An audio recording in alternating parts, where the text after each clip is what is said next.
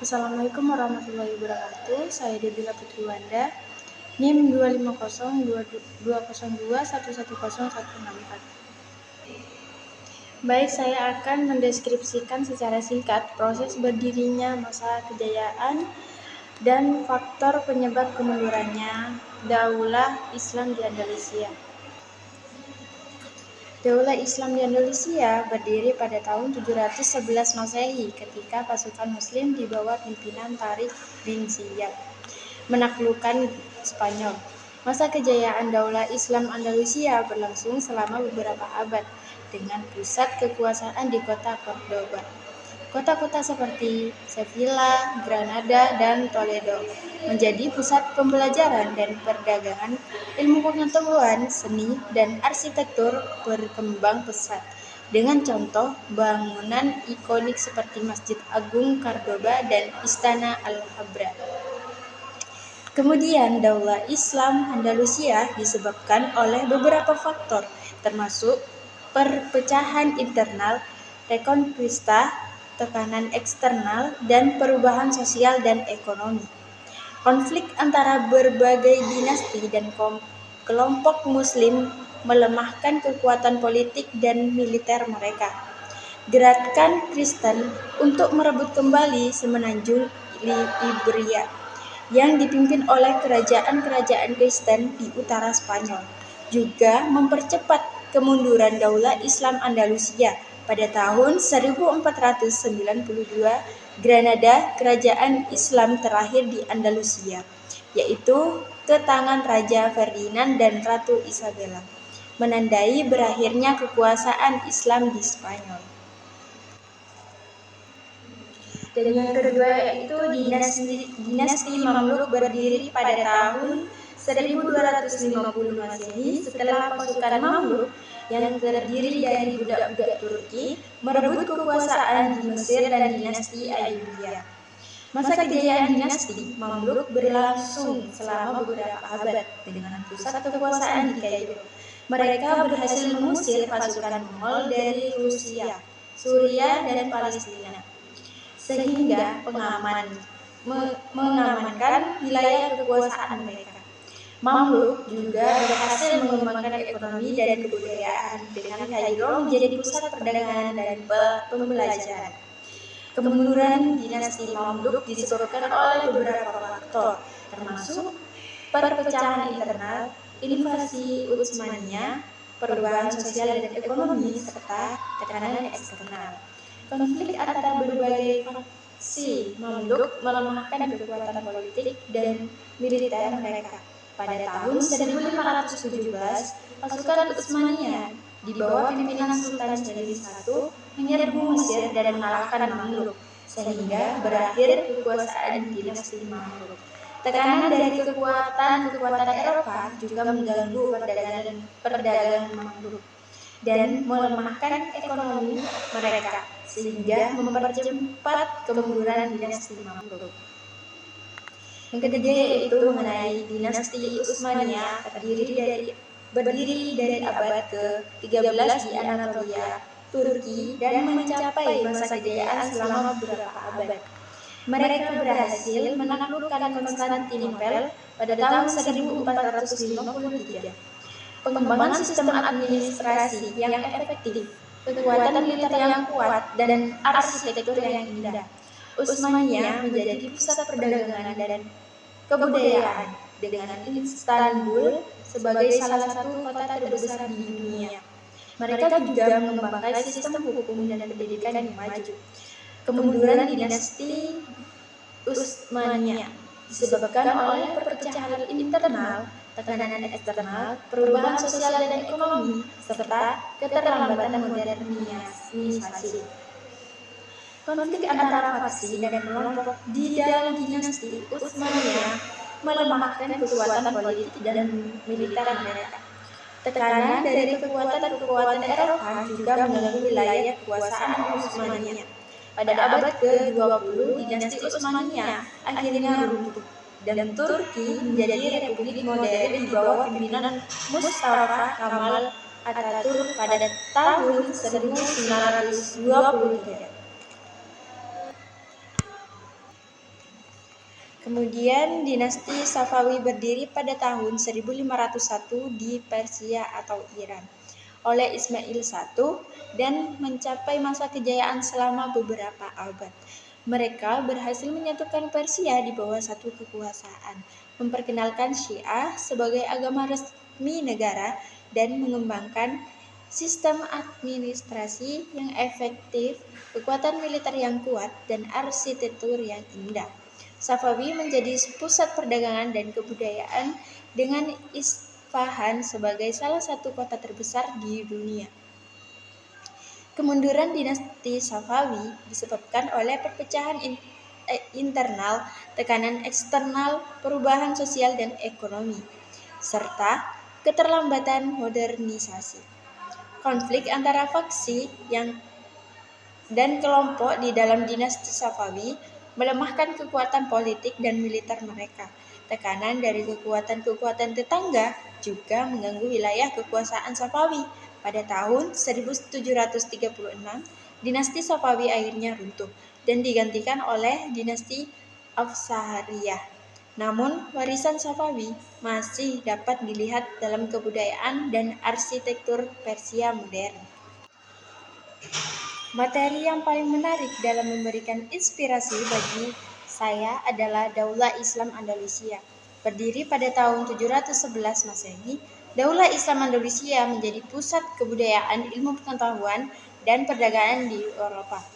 Kota-kota seperti Cordoba, Sevilla, dan Granada menjadi pusat pembelajaran dan kebudayaan dengan perpustakaan besar dan universitas terkenal. Apa yang membuat Daulah Islam Andalusia begitu menarik adalah kemampuan mereka untuk mengembangkan kebudayaan yang kaya dan beragam, serta kontribusi mereka dalam bidang ilmu pengetahuan, filsafat, dan seni. Mereka berhasil mengembangkan sistem administrasi yang efektif dan kekuatan militer yang kuat, sehingga memungkinkan mereka untuk mempertahankan kekuasaan mereka selama beberapa abad. Mereka juga berhasil mengembangkan masyarakat yang multikultural dan Muslim, Kristen, dan Yahudi hidup bersama dalam harmoni. Inspirasi yang dapat diambil dari Daulah Islam Andalusia adalah pentingnya keberagaman, toleransi, dan kebudayaan. Mereka menunjukkan bahwa perbedaan bukanlah hambatan, tetapi justru kekuatan yang dapat membuat masyarakat menjadi lebih kaya dan beragam. Mereka juga menunjukkan bahwa ilmu pengetahuan, filsafat, dan seni dapat menjadi kekuatan yang dapat mengubah dunia. Ya, pada setiap periode yang dipimpin dalam Daulah Islam pasti mengalami fase kemajuan dan kemunduran. Hal ini disebabkan oleh beberapa faktor seperti kepemimpinan, kekuatan ekonomi, kekuatan militer, perpecahan internal, dan tekanan eksternal.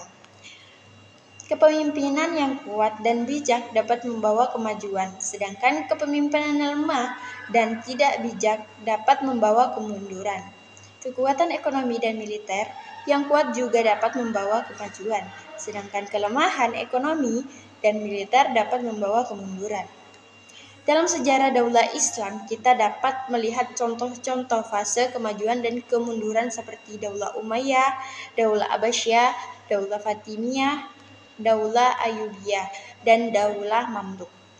Namun, perlu diingat bahwa fase kemajuan dan kemunduran adalah bagian dari siklus sejarah dan bahwa setiap fase kemunduran dapat menjadi kesempatan untuk bangkit kembali dan mencapai kemajuan lebih besar. Oleh karena itu, kita harus belajar dari kesalahan dan kekurangan masa lalu untuk mencapai kemajuan yang lebih besar di masa depan. Faktor-faktor yang dapat mempengaruhi kemajuan Daulah Islam adalah kepemimpinan yang kuat dan bijak, kekuatan ekonomi, kekuatan militer, kesatuan dan persatuan pendidikan dan ilmu pengetahuan, teknologi, dan inovasi. Hubungan dengan negara lain, keadilan dan kesetaraan moral dan akhlak, serta kemampuan adaptasi. Kepemimpinan yang kuat dan bijak dapat membawa kemajuan, sedangkan kepemimpinan yang lemah dan tidak bijak dapat membawa kemunduran. Kekuatan ekonomi dan militer yang kuat juga dapat membawa kemajuan, sedangkan kelemahan ekonomi dan militer dapat membawa kemunduran. Dengan memperhatikan faktor-faktor tersebut, Daulah Islam dapat mencapai kemajuan dan kejayaan. Faktor-faktor yang menyebabkan kemunduran Daulah Islam adalah kepemimpinan yang lemah dan tidak bijak. Faktor-faktor yang menyebabkan kemunduran Daulah Islam adalah kepemimpinan yang lemah dan tidak bijak, perpecahan internal, kekuatan ekonomi dan militer yang lemah, kurangnya pendidikan dan ilmu pengetahuan, kurangnya teknologi dan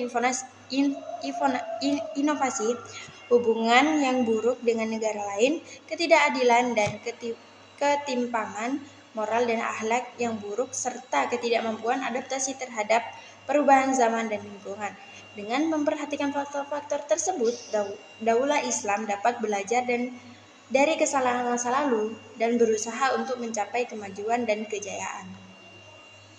Untuk mencegah runtuhnya Daulah Islam, perlu dilakukan beberapa solusi seperti membangun kepemimpinan yang kuat dan bijak, meningkatkan pendidikan dan ilmu pengetahuan, membangun kesatuan dan persatuan, meningkatkan kekuatan ekonomi dan militer, meningkatkan hubungan dengan negara lain, menerapkan keadilan kesetaraan, meningkatkan moral dan akhlak, serta meningkatkan kemampuan adaptasi terhadap perubahan zaman dan lingkungan dengan menerapkan solusi-solusi tersebut. Daulah Islam dapat meningkatkan kekuatan dan stabilitas serta mencegah runtuhnya. Ekspansi Barat, imperialisme, dan ekspansi Islam Futuhat memiliki beberapa perbedaan signifikan. Motivasi utama ekspansi Barat, imperialisme adalah untuk memperoleh kekuasaan, kekayaan, dan sumber daya alam. Sedangkan ekspansi Islam Futuhat bertujuan untuk menyebarkan agama Islam dan membawa kebenaran kepada masyarakat yang belum mengenal Islam. Metode yang digunakan juga berbeda. Dengan ekspansi Barat, imperialisme menggunakan kekerasan, menaklukkan, dan eksploitasi. Sedangkan ekspansi Islam Futuhat menggunakan metode dakwah, diplomasi, dan jihad dengan menekankan pada keadilan dan kesetaraan. Tujuan dan dampak ekspansi juga berbeda. Ekspansi Barat, imperialisme, bertujuan untuk memperluas kekayaan dan kekayaan negara penjajah. Sedangkan ekspansi Islam Futuhat bertujuan untuk menyebarkan Islam dan membawa kebenaran kepada masyarakat yang belum mengenal Islam. Dampak ekspansi Barat, imperialisme adalah penindasan, eksploitasi, dan kerusakan budaya masyarakat yang dijajah. Sedangkan ekspansi Islam Futuhat membawa kebenaran Islam, kemajuan ilmu pengetahuan dan kebudayaan, serta meningkatkan kualitas hidup masyarakat yang dijangkau. Indonesia memiliki potensi besar untuk menjadi pusat peradaban Islam modern dengan jumlah penduduk Muslim terbesar di dunia, sumber daya manusia yang besar dan beragam, serta kekayaan budaya dan tradisi Islam yang kaya. Dengan memanfaatkan potensi ini, Indonesia dapat menjadi contoh bagi dunia dengan menunjukkan bahwa Islam dapat menjadi sumber inspirasi bagi kemajuan serta bahwa umat Islam dapat hidup dalam harmoni dengan masyarakat lain dan lingkungan. Pendidikan, ekonomi, dan politik memiliki peran penting dalam membangun keberadaban Islam modern di Indonesia.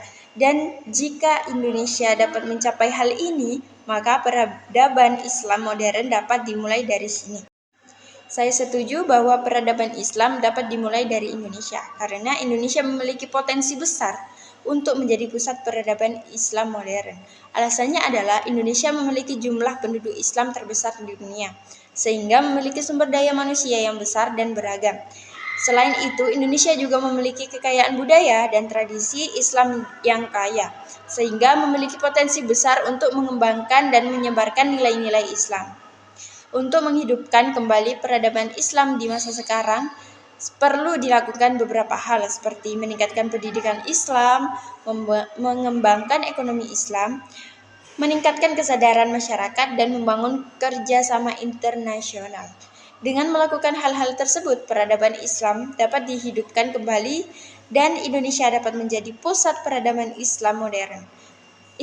Indonesia juga harus dapat menjadi contoh bagi dunia dengan menunjukkan bahwa Islam menjadi sumber inspirasi bagi kemajuan dan kemajuan, serta bahwa umat Islam dapat hidup dalam harmoni dengan masyarakat lain di lingkungan.